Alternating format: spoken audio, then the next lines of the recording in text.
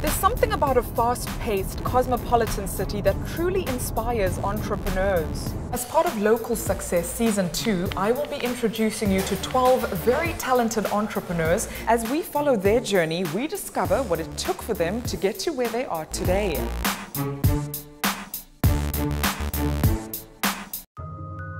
The Middle East region's e-commerce industry is expected to grow to $15 billion by 2015.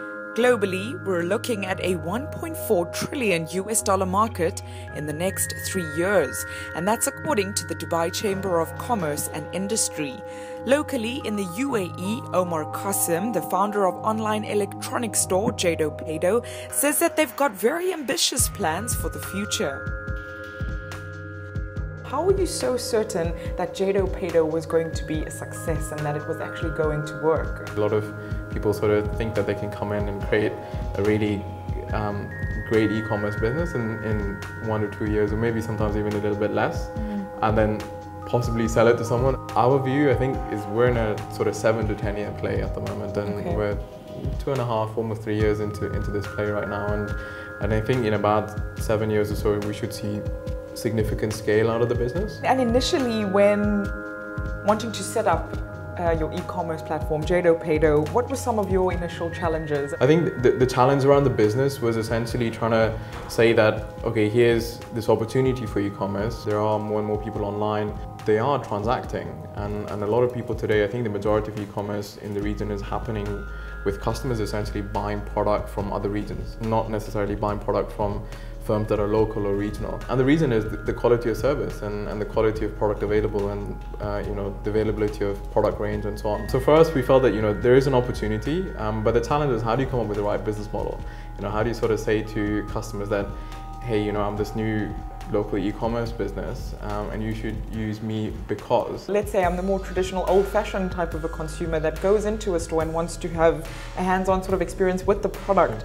How would you then persuade a consumer like myself to then switch or shift completely to then just online purchases? That's essentially been our mission over the last 3 years. How do you convince customers that e-commerce, both locally as well as within the region, makes sense? There are a couple of things that are still evolving there. One is, as consumers in this part of the world get more sophisticated, as income levels go up, as sort of the amount of time that you've got shrinks because of work commitments and so on and so forth, people then start looking at, okay, I want to buy this product, but I don't necessarily want to go to a store, need to go to a store. I've got other objectives in life.